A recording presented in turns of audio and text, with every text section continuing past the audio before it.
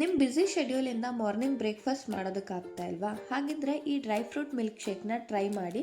Tiffin ಮಾಡಿದಾಗ ಹೊಟ್ಟೆ ತುಂಬ್ದಂಗೆ ಹೆಂಗೆ ಅನ್ಸುತ್ತೋ ಅದೇ ರೀತಿಯಾಗಿ ಫೀಲ್ ಕೊಡುತ್ತೆ, ಅಷ್ಟೇ ಎನರ್ಜಿನೂ ಕೊಡುತ್ತೆ.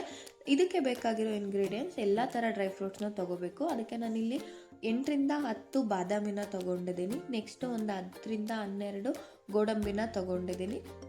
ನಿಮ್ಮಲ್ಲಿ ಯಾವ್ಯಾವುದು ಡ್ರೈ ಫ್ರೂಟ್ಸ್ ಅವೈಲಬಲ್ ಇದೆಯೋ ಅಷ್ಟು ಡ್ರೈ ಫ್ರೂಟ್ಸ್ನ ನೀವು ಹಾಕ್ಕೊಳ್ಳಿ.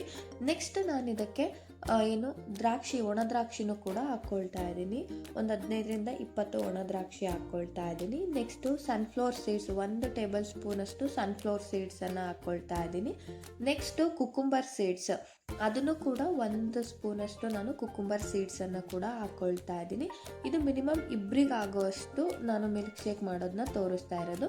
ನೆಕ್ಸ್ಟ್ ನಾನಿಲ್ಲಿ ಉತ್ತತ್ತಿನ ಹಾಕ್ಕೊಳ್ತಾ ಇದ್ದೀನಿ. ಡ್ರೈ ಡೇಟ್ಸನ್ನು ಹಾಕ್ಕೊಳ್ತಾ ಇದ್ದೀನಿ 4.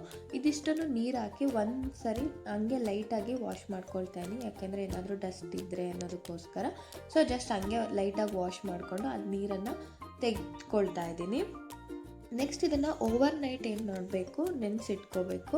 ಸೊ ಕೆಲವರು ಹಾಗೆ ಡ್ರೈ ಆಗೋ ತಿಂತಾರೆ, ಬಟ್ ಮಿಲ್ಕ್ ಶೇಕ್ ಮಾಡೋದಕ್ಕೆ ಅದೆಲ್ಲ ಚೆನ್ನಾಗಿ ನೆನೆಸ್ಕೋಬೇಕು. ಸೊ ಅದಕ್ಕೋಸ್ಕರ ನಾನಿಲ್ಲಿ ನೀರು ಹಾಕ್ಬಿಟ್ಟು ಆ ಡ್ರೈ ಫ್ರೂಟ್ಸ್ ಎಲ್ಲ ಮುಳುಗೋಷ್ಟು ನೀರು ಹಾಕ್ಬಿಟ್ಟು ಓವರ್ ನೈಟ್ ನಾನು ರೆಸ್ಟಿಗೆ ಬಿಡ್ತಿದ್ದೀನಿ.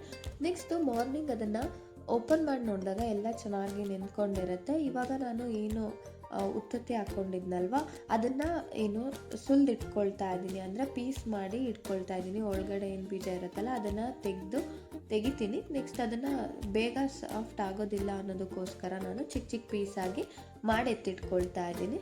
ನೆಕ್ಸ್ಟ್ ಇದಕ್ಕೆ ನೀವು ಡೇಟ್ಸನ್ನು ಕೂಡ ಹಾಕ್ಕೋಬೋದು. ನಾನಿಲ್ಲಿ ಡೇಟ್ಸ್ ಹಾಕ್ಕೊಳ್ಳೋದನ್ನು ಮರ್ತಿದ್ದೀನಿ. ಸೊ ನೀವು ಡೇಟ್ಸನ್ನು ಕೂಡ ಹಾಕ್ಕೋಬೋದು. ಆಲ್ಮೋಸ್ಟ್ ಇದಕ್ಕೆ ಶುಗರ್ ಅಥವಾ ಬೆಲ್ಲ ಹಾಕ್ಕೊಳ್ತಾರೆ, ಬಟ್ ನಾನು ಶುಗರ್ನ ಜಾಸ್ತಿ ರೆಫರ್ ಮಾಡೋದಿಲ್ಲ, ಅದಕ್ಕೋಸ್ಕರ ಕಲ್ಲು ಸಕ್ಕರೆ ನಾನು ಹಾಕ್ಕೊಳ್ತಾ ಇದ್ದೀನಿ. ನಿಮಗೆ ಬೇಕಿದ್ರೆ ಶುಗರ್ ಅಥವಾ ಬೆಲ್ಲನೂ ಹಾಕ್ಕೋಬೋದು. ನಾನಿಲ್ಲಿ ಕಲ್ಲು ಸಕ್ಕರೆಯನ್ನು ಹಾಕ್ಕೊಳ್ತಾ ಇದ್ದೀನಿ. ಸೊ ಇವಾಗ ಇದಿಷ್ಟನ್ನು ಕೂಡ ಏನು ಡ್ರೈ ಫ್ರೂಟ್ಸ್ ಇತ್ತಲ್ಲ ಅದಷ್ಟನ್ನು ಕೂಡ ನಾನು ಜಾರ್ಗೆ ಹಾಕ್ಕೊಳ್ತಾ ಇದ್ದೀನಿ. ನೀವು ಏನು ಓವರ್ ನೈಟ್ ನೆನೆಸಿಟ್ಟಿರ್ತೀರಲ್ವ ಅದೇ ನೀರನ್ನಾದರೂ ಹಾಕ್ಕೋಬೋದು ಅಥವಾ ಬೇರೆ ನೀರನ್ನಾದರೂ ಹಾಕ್ಕೋಬೋದು. ನಾನಿಲ್ಲಿ ಬೇರೆ ನೀರನ್ನು ಹಾಕ್ಕೊಳ್ತಾ ಇದ್ದೀನಿ. ಸ್ವಲ್ಪ ನೀರು ಹಾಕ್ಬಿಟ್ಟು ಇದನ್ನು ಗ್ರೈಂಡ್ ಮಾಡ್ಕೊಳ್ಳಿ ನೀಟಾಗಿ, ಫೈನ್ ಪೇಸ್ಟ್ ಆಗೋ ಥರ. ನಿಮಗೆ ಸಿಗಬೇಕು ಮಿಲ್ಕ್ ಶೇಕ್ ಕುಡಿಬೇಕಾದ್ರೆ ಡ್ರೈ ಫ್ರೂಟ್ ಸಿಗಬೇಕು ಅಂತಂದರೆ ಸ್ವಲ್ಪ ತರಿಯಾಗಿ ಹಾಕ್ಕೊಳ್ಳಿ.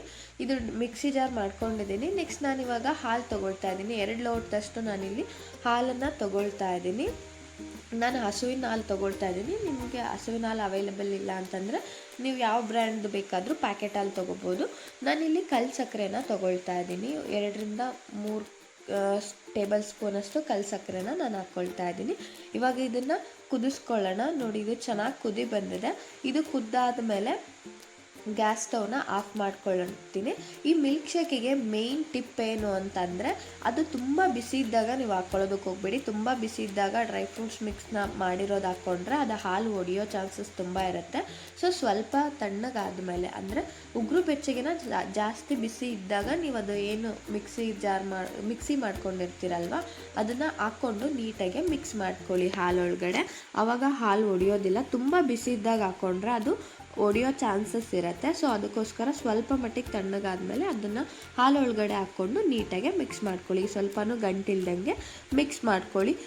ಇದರಿಂದ ನಮಗೆ ತುಂಬ ಅಲ್ಲ, ನಿಮಗೆ ಇದರಿಂದ ವೆಯ್ಟ್ ಗೇನ್ಗೂ ಕೂಡ ಇದು ಹೆಲ್ಪ್ ಮಾಡುತ್ತೆ. ಮತ್ತು ತುಂಬ ಪ್ರೋಟೀನ್ ಸಿಗುತ್ತೆ, ಮತ್ತು ಸ್ಟ್ರೆಂತ್ ಜಾಸ್ತಿ ಆಗುತ್ತೆ, ಬೋನ್ಸ್ ಸ್ಟ್ರಾಂಗ್ ಆಗೋದಕ್ಕೂ ಕೂಡ ಹೆಲ್ಪ್ ಆಗುತ್ತೆ. ಇದು ಇವಾಗ ರೆಡಿ ಆಗಿದೆ. ನಾನಿವಾಗ ಒಂದು ಮಗ್ಗಿಗೆ ಸರ್ವ್ ಮಾಡ್ಕೊಳ್ತಾ ಇದ್ದೀನಿ.